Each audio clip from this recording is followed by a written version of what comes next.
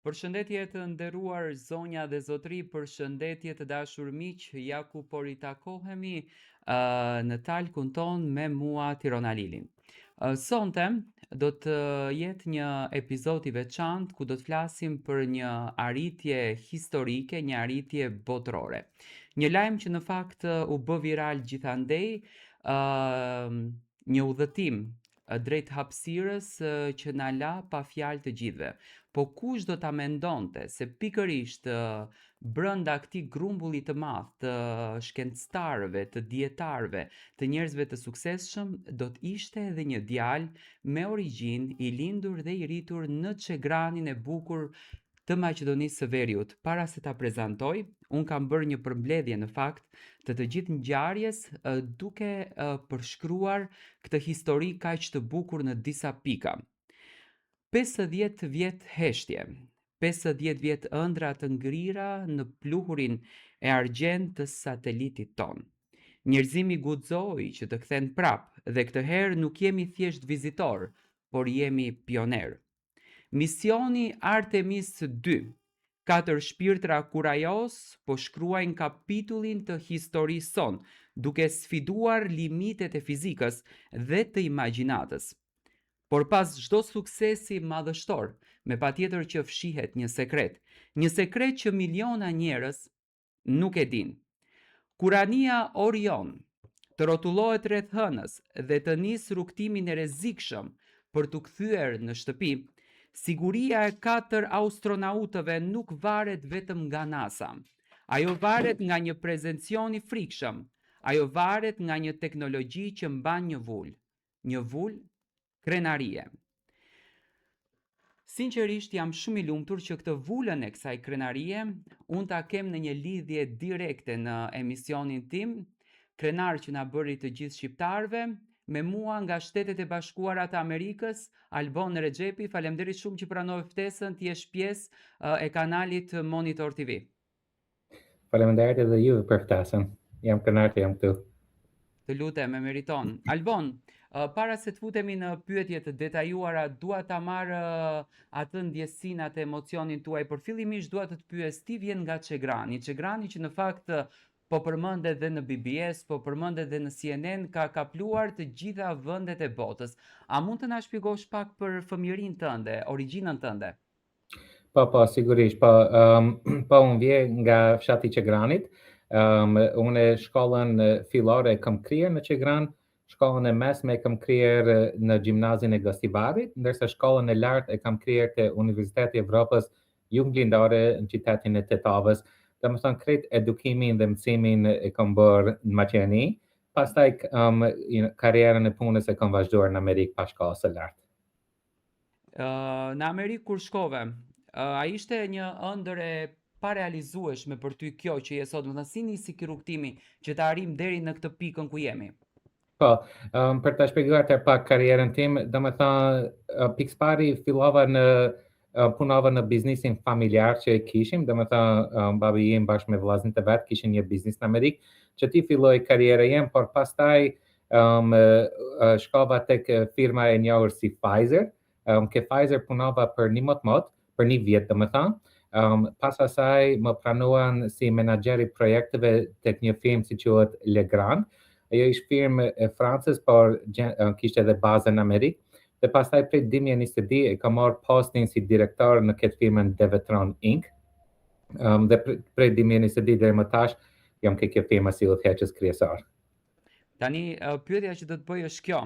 A ke menduar ndonjëherë se fati i 4 astronautëve të NASA-s dhe miliona dollarëve investim do të varej nga saktësia e duarve dhe mendjes së një djaloshi nga Çegrani i Gostivarit?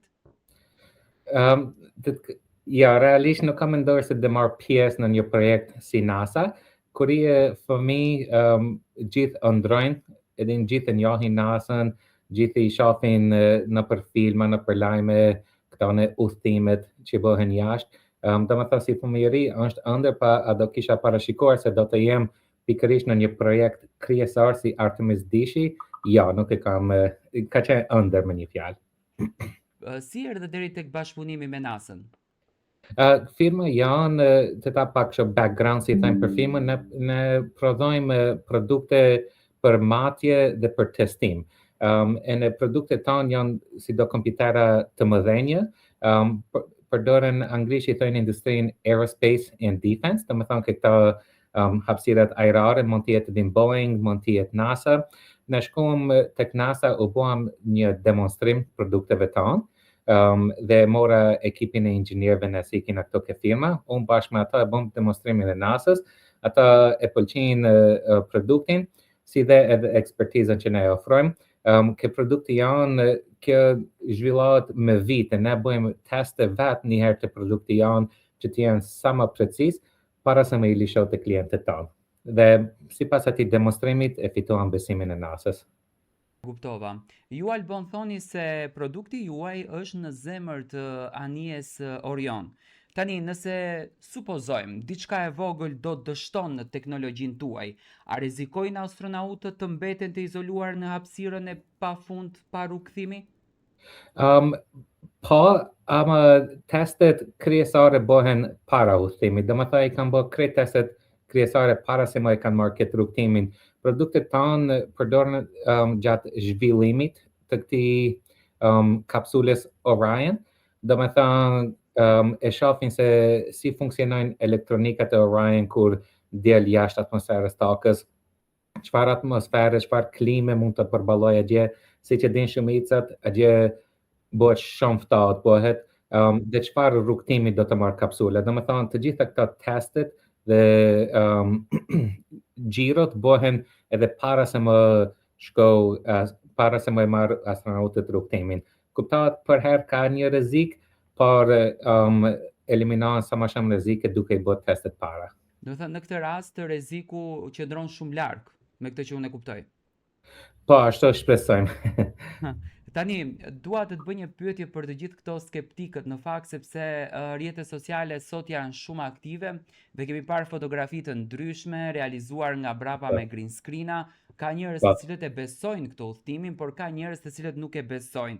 Tani, ka njerëz që mendojnë se realisht kjo është një montazh Hollywoodi ose një pjesë e inteligjencës artificiale u përfol disa muaj më herët. Si përgjigjeni ju, si njeriu që keni prekur me dorë komponentët që tani janë rreth hënës?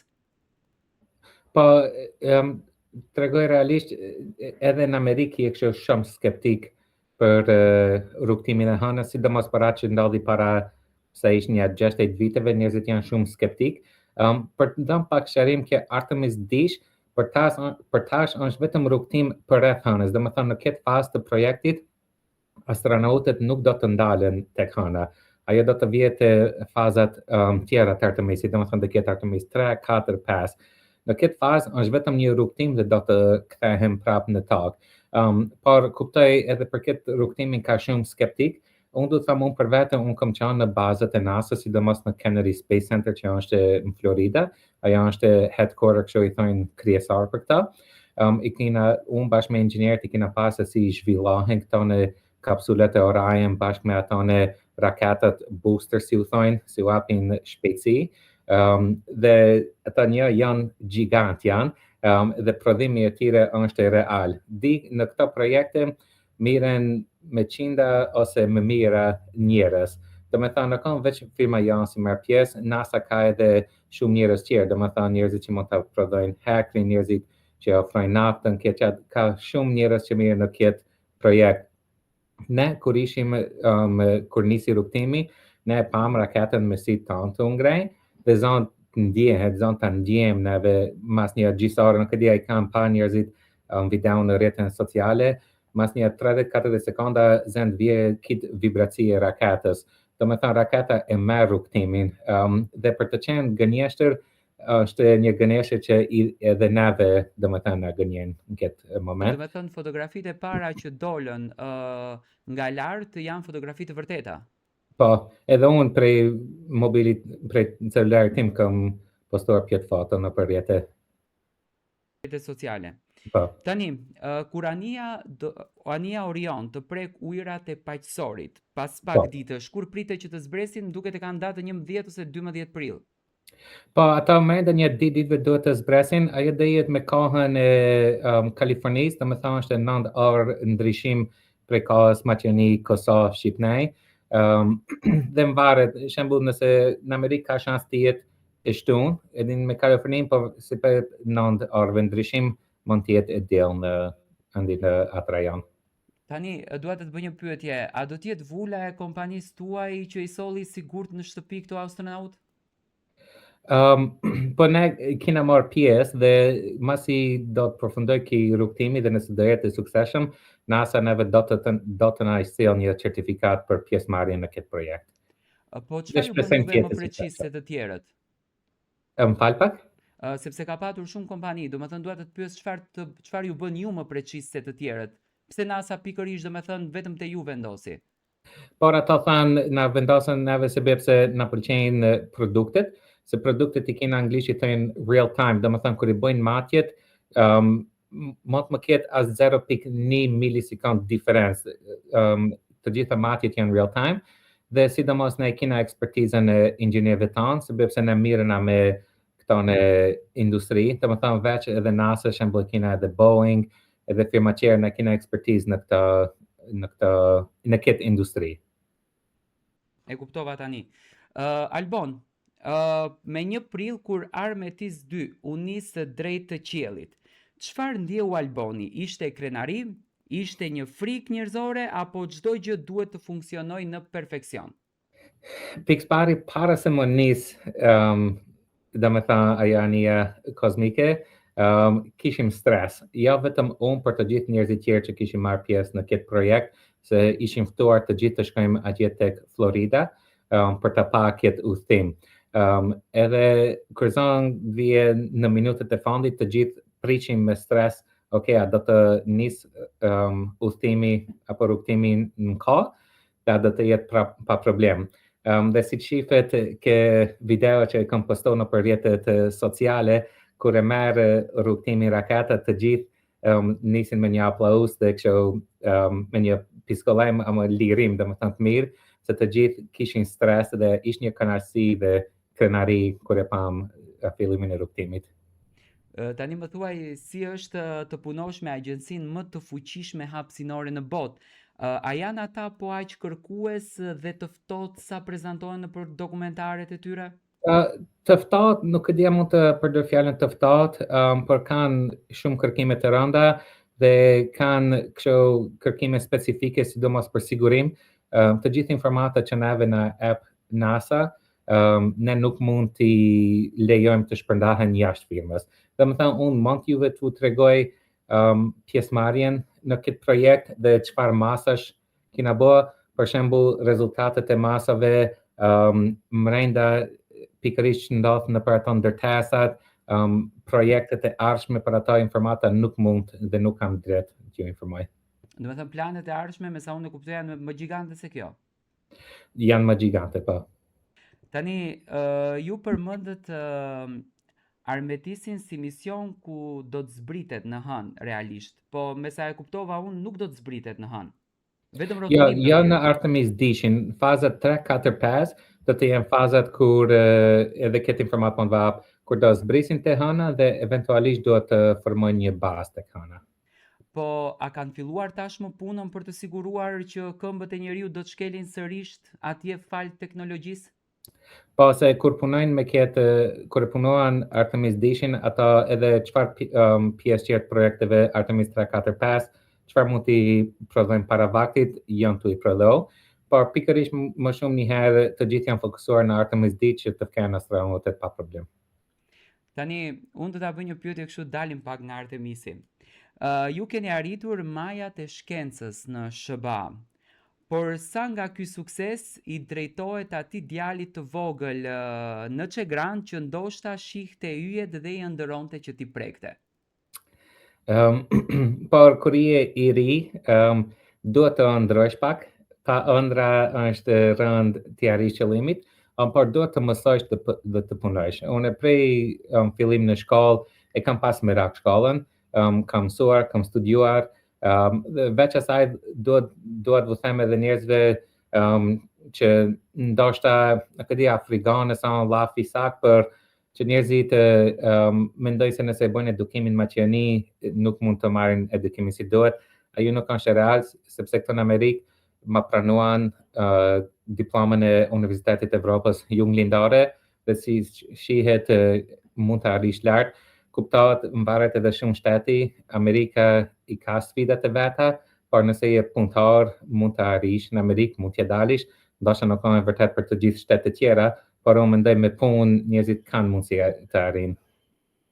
Tani, shpeshherë shqiptarët në botë janë portretizuar ndryshe, por ju sot po tregoni se ne jemi populli i mendjes dhe inovacionit.